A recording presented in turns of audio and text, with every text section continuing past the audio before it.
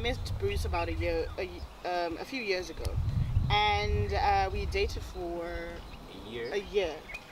Everything started off smoothly, and then I met somebody else, a woman, and I started ignoring Bruce, and yeah. Started and then putting on her status. yeah, I started putting this girl on my WhatsApp status, and I forgot to block Bruce so that he wouldn't see. Okay. And then at first he asked me, so who is this person? I'm like, she's my friend, And she's like, why does your friend look like a guy? And I was like, why not? And eventually he found out that I was dating this girl. And At first, I didn't take it lightly. hell broke loose. And he blocked me for a few months. Yeah. We didn't talk for a while. Up until I decided to unblock her. I was disappointed at first, but then later, she then later talked to me about her status, and I got to understand her. Because I'm awesome. Yes, because you're awesome. Yeah, I think if I had to spend time with her after knowing that, but before I wasn't okay. I wasn't that okay. Yeah, he had a tantrum. You know how you don't give candy to a little kid? I don't want my candy! He was exactly like that. Really? Yes. It's like I took it away from him and he's like, I want it back, I want my candy. But yeah, I was very disappointed that I had to hurt him like that. I was very disappointed that,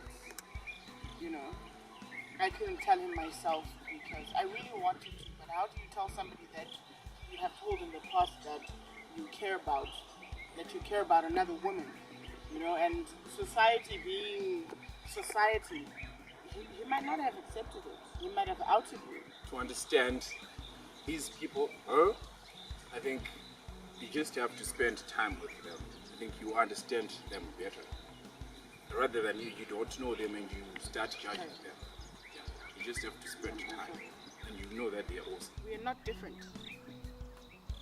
We're just like different people. The same reason why people have different names, different personalities, different likes, different dreams.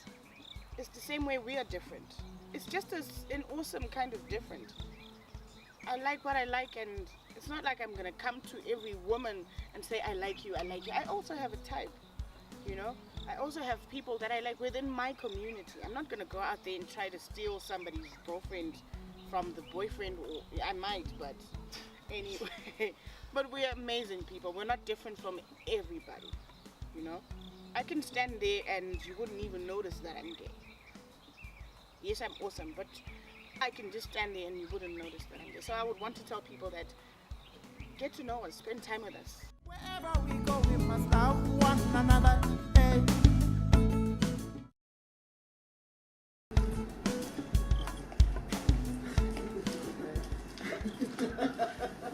I didn't have to come out to my mother, but my mother was so inquisitive, I can say. She would open up my mail. So it happened that she opened my mail, like the newsletter from girls, and she would read. And then she was like, what's this about? And I was like, it is what it is. And then she was like, okay, fine. You can be what you are, but don't do it in my house. So I was like, okay, I'll do it out of your house. So I moved out and I started staying with my partner. But every time I would come home and she would embrace me, she wouldn't ask questions or anything. People are scared to be who they are. They don't want to show that side. They're like, it's not normal. They try and suppress it. Yeah, they're not that many gay people in Zimbabwe. I've heard a lot of people say that. I always go to functions with Shishi. We went to the Idaho. Was that the Idaho and the Swedish? Yeah. And when I went to the office on the Monday, I tried to tell people what my experience was like. And everyone kept asking me, but how many people were at that party? Because surely there's not that many gay people in Zimbabwe. And when I told them how many people were there, the people that just actually attended, they were a little bit shocked, and they were like, no, there's no way that there could be that many gay people in Zimbabwe. So no, people don't believe that 1 in 20 people are of a different, non-conforming sexual orientation. Yeah. You shouldn't fear the gay people. We're just human beings, just like everybody else. The only difference is our sexuality, our sexual orientation. Otherwise, we are normal people. We love and we hurt just like people in the heteronormy narrative. We're just the same. Okay, above everything else, everybody needs to be loved. Everybody wants to be loved, and intolerance it stops us from being able to love unconditionally. And I mean, I can't be intolerant to my sister because I love her. I love her very much.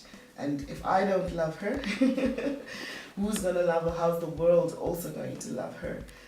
You know, they say charity begins at home. And I think it's important for families to support each other. And if other people out there can see that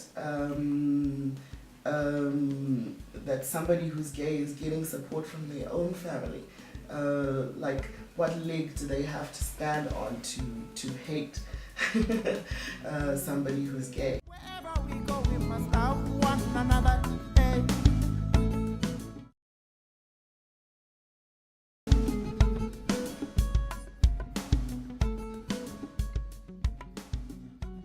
My name is Mnyarat Mkanda. I'm a gay guy, age of 26. I found out that I was different. I was gay at the age of 19. First of all, when I found out, it was hard for me to accept it. So I needed a shoulder to cry on because I was so confused. Because I thought maybe I wasn't normal like other kids. There's a difference between me. So I was close to my junior pastor because I'm a Christian. So I thought it was a best idea if I would go and confront my pastor and tell him about my sexuality. The minute I went to tell him, I narrated the story. I told him that, Pastor, I found out that I'm gay. I have a feelings for the same sex, not the opposite sex. He exposed my sexuality to the church, including my family.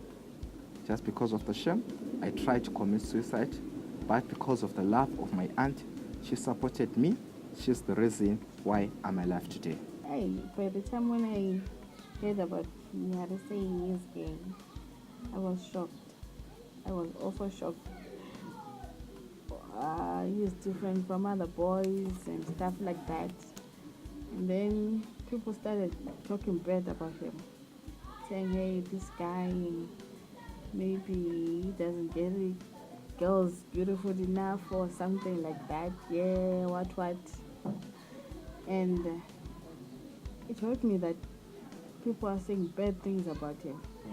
And he was left alone, he was lonely and hurting, and I had to support him with it. Wow, people are talking bad about him and people are distancing themselves from him. I had to accept the truth that he's gay. Being gay is not the end of the road. It's not a sin. It's who we are. God created us the way we are. So people, they should accept and respect it and support us the way they support other people who are straight. Whatever we do, we must love one another. Yeah, yeah. Love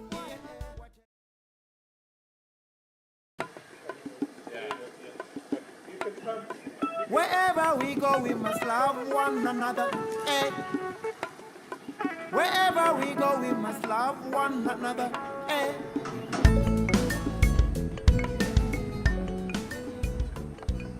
Okay, my name is Sam Ndlovu. I'm a trans man from Bulawayo. I'm a musician, I'm a poet, I'm an activist, and just a general guy, basically.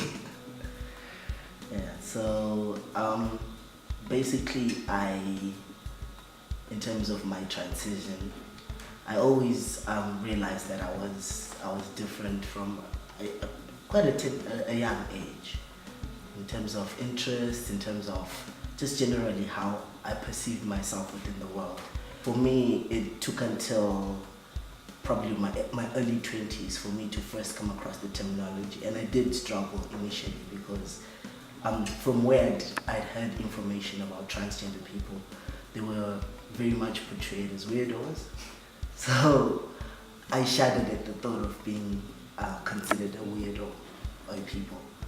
But with time, I started to interact more with other trans-identifying individuals, and I realized that, yeah, this is where I fall in. I was a senior commander in the liberation struggle, fighting for total liberation for everybody. And as such, Sam has the right to that kind of freedom, just like everybody else. What I fought for, what I thought was going to happen was, I thought we were going to build a new country where people tolerate each other, where people understand that we are made in the image of God, all of us, but are different in seeing things and in behavior. We are different. And tolerate each other, but love each other as we are. This is what I believed in. Though unfortunately, it's not really what is happening. Think about the shoes that the next person is walking in, because those could be your shoes, difficult shoes to walk in. We should be tolerant of each other and remember that we should treat each other as you would like to be treated yourself. Whatever we do, we must love one another. Yeah, yeah. Love one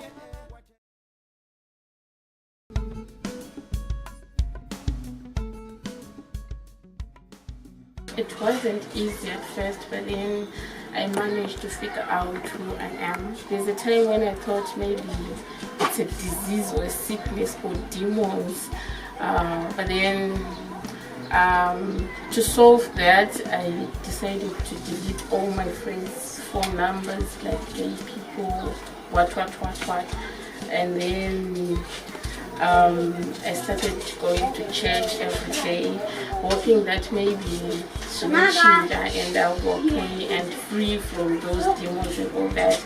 But then it didn't work. After a year, I noticed, no, this is not me. I can't get boys and all that, and everything. I have to look for my girlfriend and all that.